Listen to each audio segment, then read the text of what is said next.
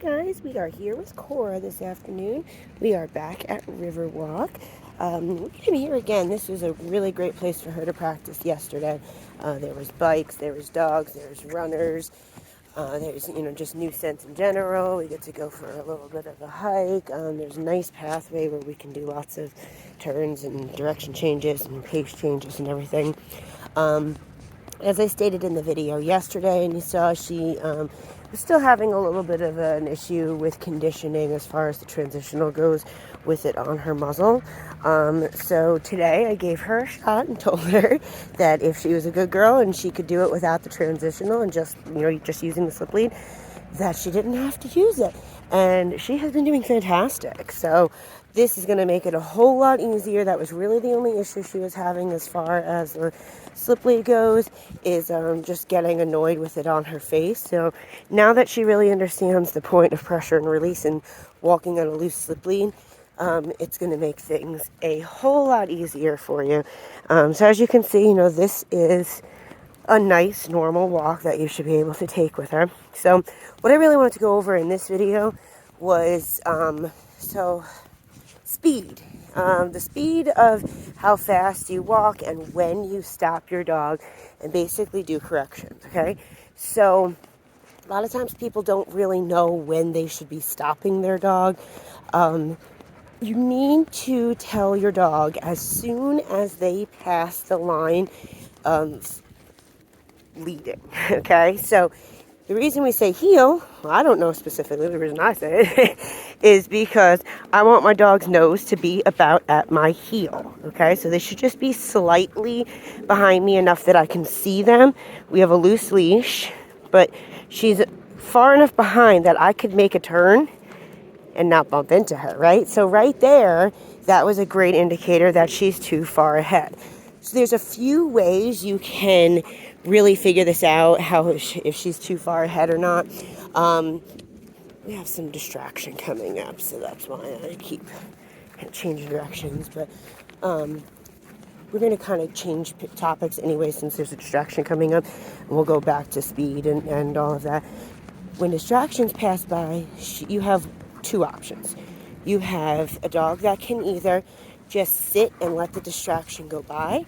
That's type A. Or you have type B, that needs to be continuously doing something else with their brain to occupy themselves, to think about, to not think about the distraction. So off.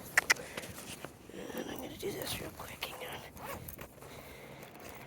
I've been using her e-collar. Off. Sit.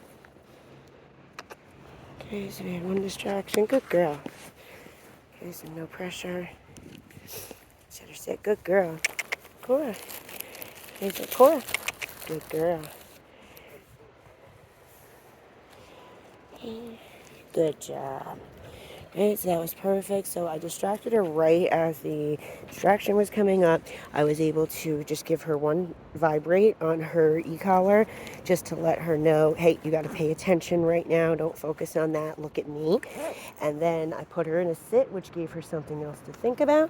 And then I used a high-value treat of a hot dog to keep her more interested in me rather than the distraction. And you see she was able to sit here the whole time with a loose slip lead. That's going to be the easier option just for you guys, and I know for your lifestyle and everything.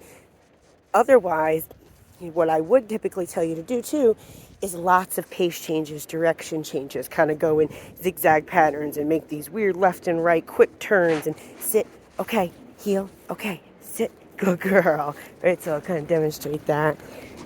Okay, so heel, pace change, directions change, right? And this kind of leads us right back to, and we have another distraction coming up. So I'll kind of show you. Hopefully we're going to practice just passing by this one.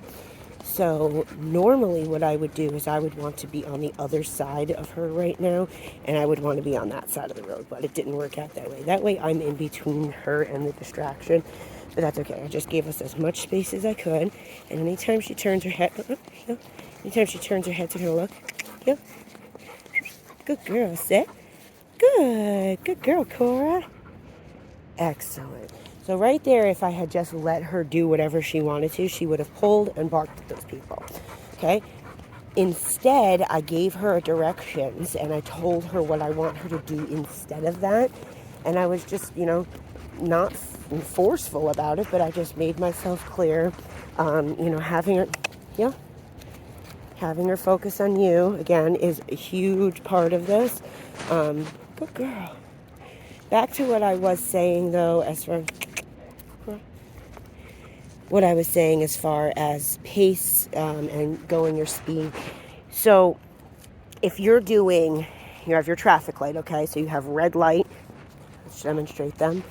Red light means we start, we have another heel. Good girl. Off. Good. Okay, so same thing. Runner came up. She started going. That's a clear indicator that she's getting worked up and she's going to take it to the next step of barking at that person. And then that's going to lead to pressure on the leash because she's getting herself excited and then she starts jumping.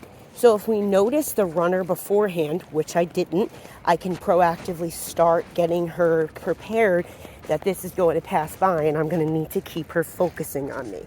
That one just came out of nowhere, and as quick as I could, I heard her saw her looking and getting excited. That's when I looked back and noticed him. She noticed him before me. So all I did was kind of give myself some distance as far as I could from the distraction. I told her to sit. I said, okay. I made her sit again. I added some spatial pressure, which is, again, using myself as a form of pressure to block her from, kind of seeing the distraction. And then I have my treat pouch. I have my bag right here ready to go. So anytime I need to just do that, look how quick she looks at me, right? So I'm able to get her to look at me rather than that distraction before she goes off the deep end, and then we have to calm her down.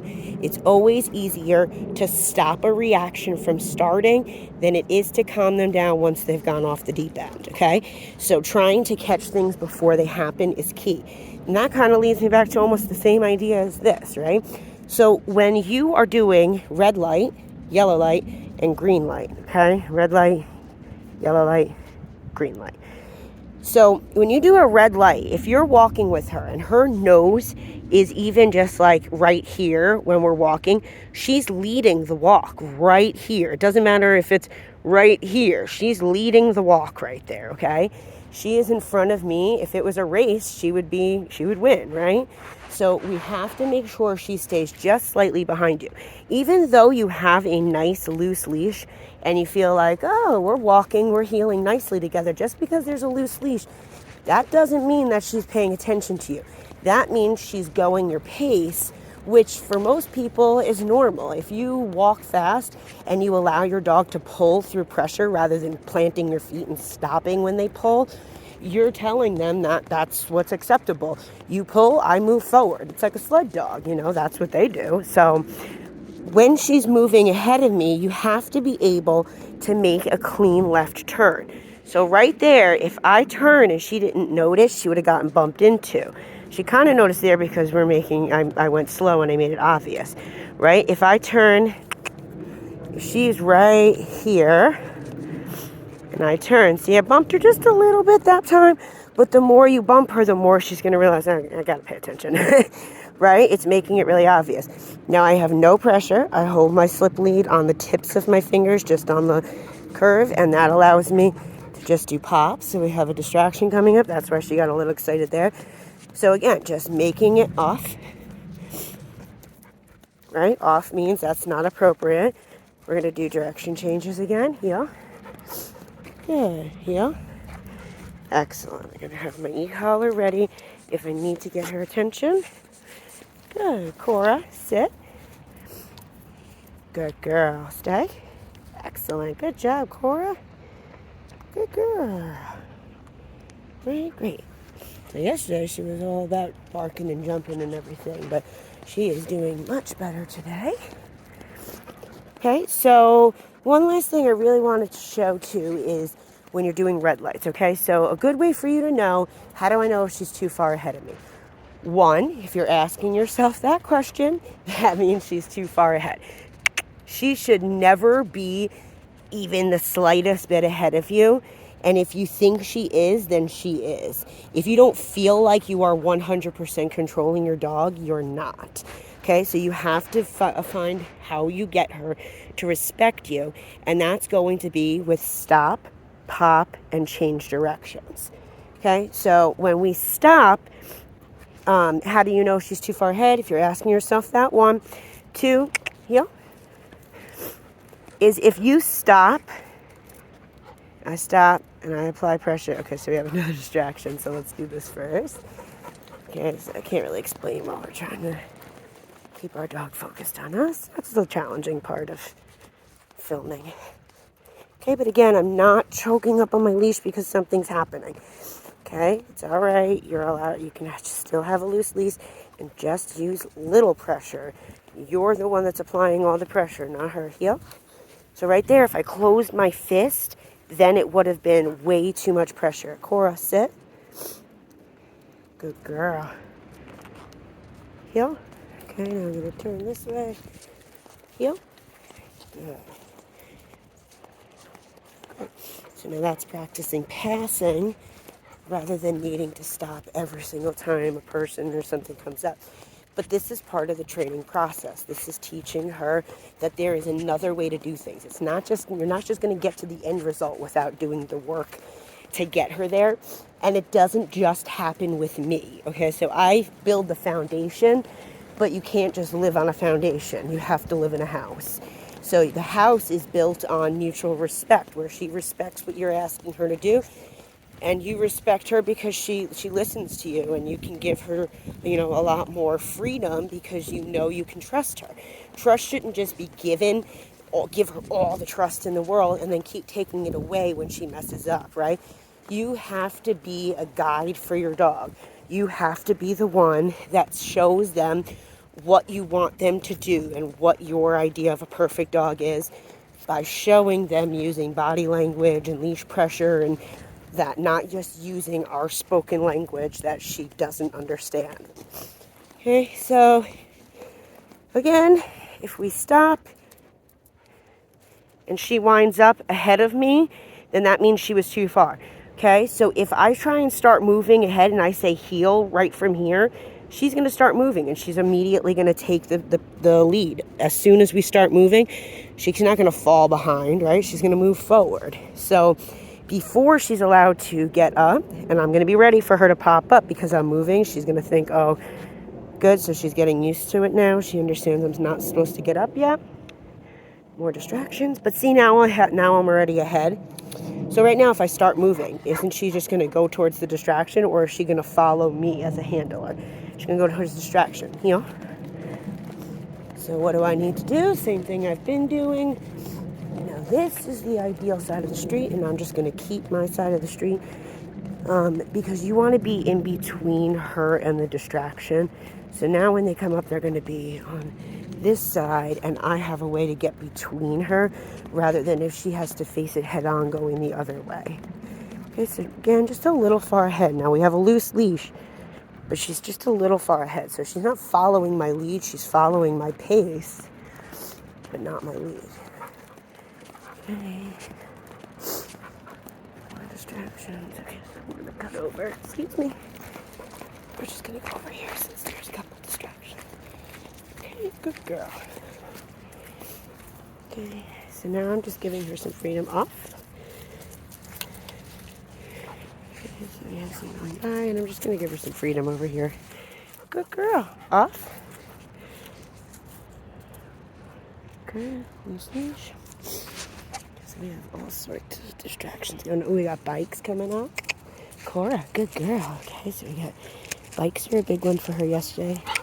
Cora, good girl. She did good. A little excited. Now I'm sure if those came up behind us and we weren't paying attention, it would have spooked her for sure. But that's why we have to practice. Cora. Okay, so I'm using my treats to get her attention now. Sit. Good. Stay. Cora, come. Sit. Cora. Sit. Good girl.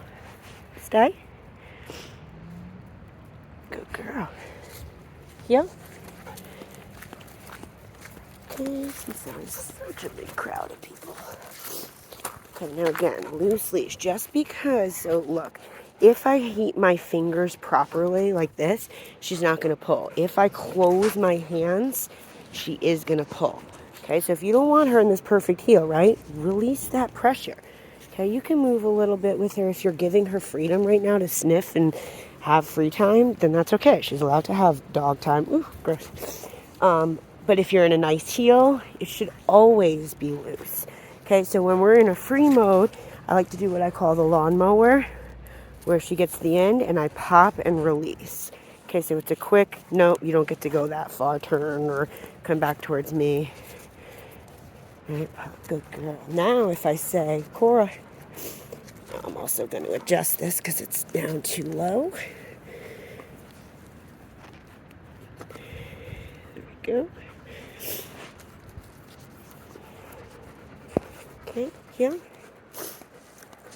Now if I say heel, she should go back into that loose, slippery. Okay, more bikes. Good girl. Excellent. Sit. Yes, good girl. Off. Off. Okay, but still loose. She did good. Okay, so she's allowed to still be a dog. That's okay. I would definitely recommend we have another dog coming up too, so that'll be a good one. Okay, I think that's going to be the best way for you to do it, is to just put her in a sit, make sure off, sit. Okay, so we have a stroller, another dog, sit. So now my hand ready on the e-collar. Good girl, loose, good girl. Good girl. Okay, so just talking to her, giving her motivation, no tension, very loose slip lead, keeping her in this sit position. I have another dog who's pulling away over there, so I know he's going to be excited to see Cora when he gets towards us. So what are we going to do? We're going to get to the opposite side of the street so that we have more distance between us and the distraction. Okay. Now I'm going to put her in a sit. Good girl. Yes, a good girl. Oops. Okay. Come. Good. Cora. Sit. Sit. Good girl. Come. Good girl. Cora. Come. Yes. Cora. Come. Good girl. Sit. Excellent. Good girl. Okay, so again, dog's passing right now. Good. Off. Good. Off. Loose slippery. Off. Still no tension. Cora, come. Yes, good girl. Huh? Cora. Cora. Okay, so when you apply pressure, see when there was tension on it, she actually pulls more when there's tension. If when you release tension, then she'll stop. So pressure and release to communicate things with her, not solid tension to let her do, add more tension to herself.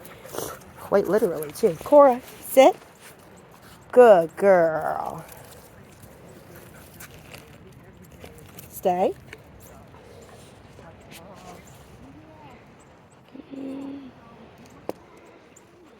Just her leash. So this is great. Now again, this is going to be a pretty high on the distractions as far as taking her out into public. We've passed quite a lot of things in a short span of time, and she's doing really well. So I know, probably just going around your neighborhood and stuff is going to be a lot less distractions going on at once. You can always walk her at times during the day where you know it's going to be calm. So that was that was great. She went up because it was a little bit of a hill. She started pulling, and as soon as she feels tension, she almost wants to pull more. It's like she's trying to get away from the tension, and she doesn't know how in that old school manner. But if it just releases, she's like, oh, thank goodness, So give us the opportunity, learn to be loose, learn to not close your fists, and be loose with this. Just make an extension. You know how like a seatbelt, it's just like a seatbelt, it moves when you're driving, but if something happens, there's tension. But only then, when there's something wrong and it needs to do its job. Yep. Its job is to just communicate. That's really what a leash is there for. Safety and communication. You're the handler. You have to get your dog to follow you. turns is the best way, especially when you first start taking off, to really set the tone of this is where I want you to be. Because as soon as she gets slightly ahead of me, I'm going to turn. Right there, she's ahead of me. When I turn, now where is she? Behind me. She's ahead of me. Where is she now? Behind me. Right? Same thing. That time she turned a lot faster. That means she's paying attention to me, and I didn't even need to give her a pop that time to say, hey, look, you didn't realize I turned, which is what we want. Okay, so nice, loose. Good. I used a little click of my tongue just to get her to realize. Cora. Oh, loose as we can get it. Good.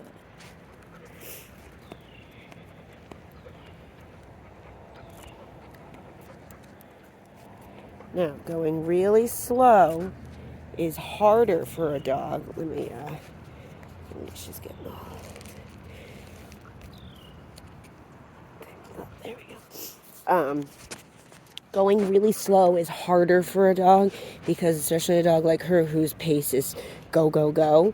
She has to learn to go slow. That's tricky for her. And then every time she gets ahead of me, right, so when I start out, I'm going to start out ahead. I'm going to take a step ahead, heel, and then every time she gets there, we're going to stop. And it's going to happen. See? She stopped. Look how far ahead she is. Now she's behind. That's where she should be. Heel. Me. Okay, is she too far ahead? Yup. Get the lead back. Yep. This time we're going to see if she can just nicely sit in this sit while a distraction goes by. Okay. Good girl. No pressure. Good girl. Yep. So that was perfect. That's going to be an easy way. Now, the more she realizes she doesn't need to, jump and react and get excited at everyone, she's going to do a lot nicer. So see right there, she was trying to get ahead and I did 2 little pops. She clearly didn't slow down, so I turned left quick, and that got her attention. Yep. Okay, again, turn. She's more excited about the distraction, but you have to learn to be loose. Just because you're so used to how you used to do it with tension, you have to learn to be loose now. If you want a loose leash, you have to learn how to manage her with a loose leash. Off. It's a lot of on and off. The off is super important.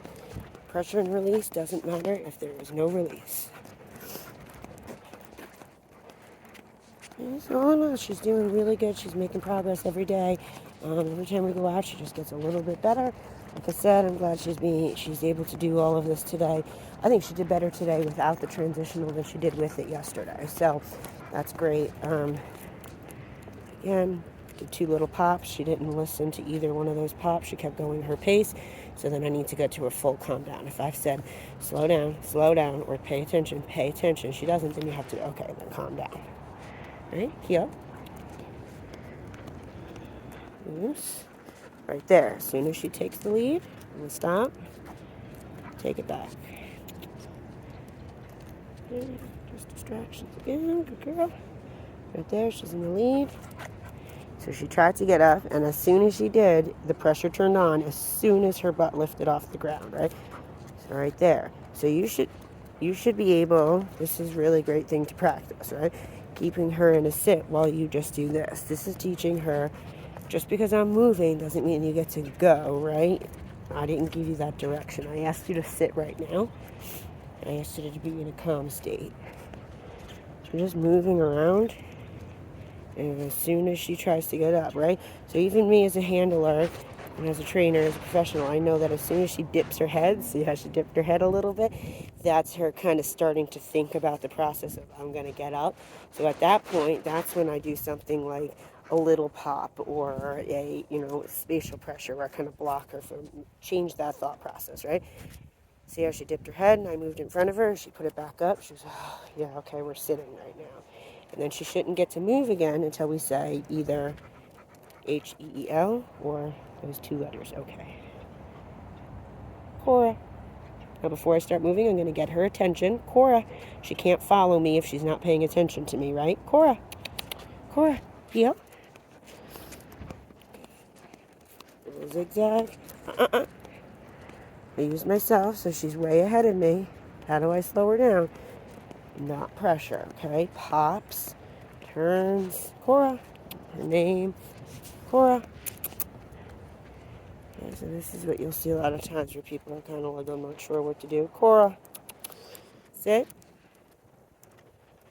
Okay, so that's when you have too much slack. You want to learn to hold your leash in the proper position so that you can communicate quickly and effectively. You don't want it down here where she's got no looseness, but you don't want it way up here that if you have to put pressure, you're like this, right? So right there, yeah.